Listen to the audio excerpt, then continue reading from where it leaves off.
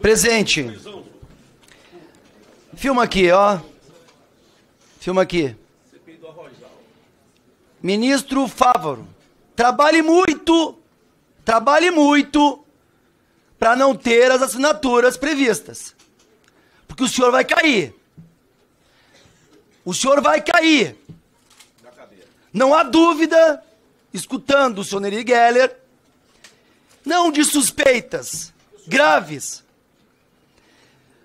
Já não aconteceu na última CPI do MST, que falaram que não tinha dado resultado, mas aprovamos um projeto muito importante que enfraquece esse movimento criminoso?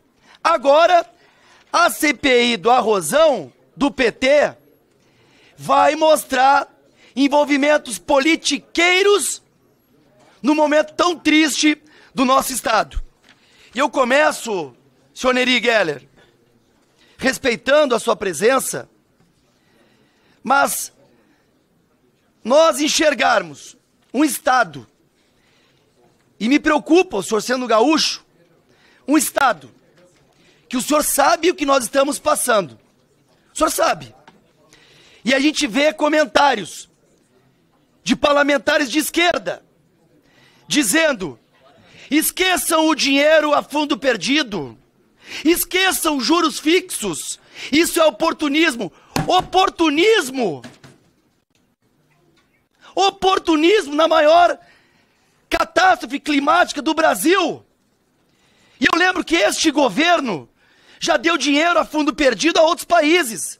Eu lembro que esse ex-presidiário já emprestou recursos a juros fixos para outros países. Eu lembro que o Brasil já perdoou dívidas bilionárias de outros países que tiveram crises humanitárias. E a gente vê empresas, Queijo Minas, sorveteria, locação de veículos e máquinas, fabricação de sucos. Tá de sacanagem. E aí o senhor confirma, inclusive escutando a Farsul, que nós tínhamos arroz, deputado, nós tínhamos arroz, nós temos arroz. É algo assim, de uma politicagem tamanha. A gente precisa de ajuda. Nós precisamos de recurso. E quando eu falo de recurso, é porque esse dinheiro, nós não estamos pedindo esmola. O senhor mesmo sabe o quanto o Rio Grande do Sul contribui com o dinheiro e recebe menos do que ele contribui. Nós damos mais de 50 bi para receber 13 ou 14. Será que esse governo não entende que não são deputados de oposição, deputados do agro? Tá lá. Como é que o Rio Grande do Sul vai superar esse momento sem ajuda? Aí tu vê uma manchete onde o senhor ministro Rui Costa fala, jogando no colo do Pimentinha, né? Ministro da Casa Civil informou ao colega gaúcho que não há dinheiro para reforma de casas e aluguel social. Mas ele está lá divulgando que vai fazer tudo isso. Aí o senhor vê os gaúchos, os produtores gaúchos, que dependem dessa compra, serem traídos, trabalhando com arroz asiático, que inclusive foi feito pesquisas, poderia ter aí pesticidas, que não podem ser utilizados no nosso país, é algo realmente repugnante. Eu espero, deputado, que realmente toda a boa vontade de Vossa Excelência em vir aqui ser convidado e não convocado, porque nós vamos abrir essa CPI. O Brasil precisa dessa CPI. Como eu falei anteriormente, faltam poucas assinaturas. E o trabalho do presidente da FPA, da Comissão de Agricultura, está muito forte. E eu aviso, governo, faça como fez na CPI do MST. Trabalhe muito, porque essa CPI vai apresentar dados importantíssimos. Eu queria que o senhor respondesse. O senhor não vê nada de suspeito, em empresas sem relação com o setor, muitas delas sem capacidade financeira, vencerem um contrato bilionário? Segundo, na última semana, a Conab divulgou o 9º levantamento de safra e as informações confirmaram aquilo que a Farsul e Federarroz já vinham alertando há vários dias. temos arroz suficiente para abastecer o mercado. Ou seja, a própria Conab, trouxe uma estimativa de safra maior. A pergunta, o senhor acredita que possa ter havido fraude na divulgação do levantamento da safra por parte da Conab, como forma de justificar a realização do leilão, já que falavam especulação, falam bonito pra caramba, especulação. Vem cá, não tem telefone no governo federal que não poderia ligar lá para FEDERARROZ? O senhor mesmo disse da sua relação, e eu respeito muito o senhor ter essa ligação com o agro, mas falar com a Farsul, que em vários momentos está dizendo que não foi escutada, a própria FEDERARROZ, para sair abrindo leilão de empresas de queijo. Então, queria saber se Vossa Excelência, e também, sei que é delicado, o senhor teria pedido ao Robson que abrisse uma bolsa de mercadorias no Mato Grosso? Acredito que não. E o foco em corretora, essas empresas foram abertas, ou pelo menos alguma delas, um mês antes do anúncio oficial da retomada da política de estoques da Conab. Um mês antes. Deputado, o senhor tinha informação sobre isso? Alguma informação? O senhor conhece algum dos empresários proprietários das empresas que venceram o leilão? Sabia da relação societária do dono da SR com políticos, como o presidente do PROS e um ex-assessor do deputado petista Chico Valente? O senhor sabia disso? É uma pergunta. Vigilante, desculpa.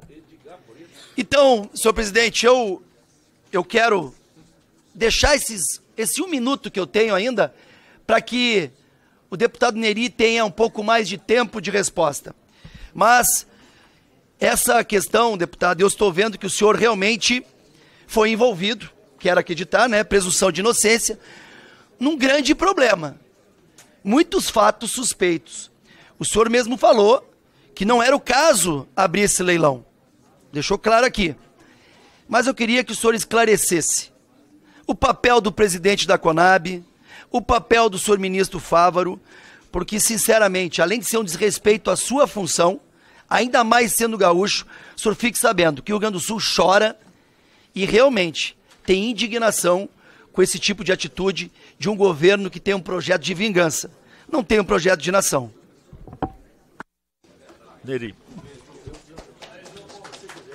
Deputado Zucco, respondendo de forma bem objetiva, até porque a orientação do presidente Evair, agradeço as suas considerações e a deferência também, a minha obrigação, então, é de forma objetiva responder. Com relação às empresas, eu já coloquei isso com bastante clareza, que qualquer empresa que participar do leilão, não tenho vínculo com nenhuma delas, qualquer empresa ela tem 5 dias para apresentar a documentação e fazer, então, o aporte financeiro de 5% sobre o valor da operação. Se isso não acontecer, ela automaticamente é desclassificada. Se nos 90 dias ela fizer a operação e tiver certificação no embarque do produto lá fora, a certificação, o certificado pela Conab, inclusive, ou então empresa eventualmente credenciada pela Conab, faz a certificação, traz a importação. Chegando aqui, o arroz, nesse caso, seria depositado e aí seria, então, checado as embalagens, o volume, se estaria tudo correto. Daí, então, depois de dentro de um armazém da Conab ou credenciada para a Conab, que o recurso seria desembolsado pelo governo, nesse caso pela Conab. Com relação aos levantamentos de safra, deputado Zucco, muito tranquilo. E é importante a gente falar, eu coloquei aqui, inclusive, os indicadores da Conab apresentavam, e os números estão lá, uma evolução da produção. Jamais foi mascarado. Teve lá uma apresentação de um crescimento, e são dados da Conab que nós usamos, um crescimento da produção no Centro-Oeste de até 30%, regiões como Mato Piba, não me recordo certo, mas cerca de 18%, 20%. Tinha uma projeção de safra no Rio Grande do Sul acima da média também. Isso ainda janeiro e dezembro, quando o arroz estava alto e as projeções da Conab eram nessa linha. E elas se concretizaram, se confirmaram, teve uma evolução da produção nacional. E volto a frisar, o arroz é uma commodity globalizada, o preço é mundial, nós importamos e exportamos, então os estoques mundiais, o preço alto é muito em função dos estoques mundiais estar um pouco abaixo da média. Isso se deu pela migração da soja nos últimos anos para campos de produção de arroz. Então, com relação à Conab, é muito tranquilo. Esses são os dados, esses foram os indicadores. A Conab fez esses levantamentos e a Secretaria de Política Agrícola, para fazer o Plano Safra, ele se pauta pelos dados da Conab, e realmente são muito confiáveis. Nesse governo, foram muito confiáveis no governo passado, e o histórico, então, da Conab é de bastante segurança com relação a isso. Não tem influência política nos levantamentos de dados, não tem um compliance dentro da Conab bastante rigoroso. Falo isso porque quando lá atrás estava vinculado ao Ministério da Agricultura, eu conhecia bastante isso. Com relação à licitação, com relação à Conab, com relação à licitação, foi um recurso de medida provisória que foi aprovado e que seria para o leilão. Mesmo na nossa opinião, que seria no máximo 100 mil toneladas, foi para 300 mil toneladas, o que eu acho que foi um equívoco político do governo, que não pode ser atribuído a mim com a minha saída do governo. E aí eu falo isso com todo o carinho, de novo, que eu tenho pelo presidente da República, Luiz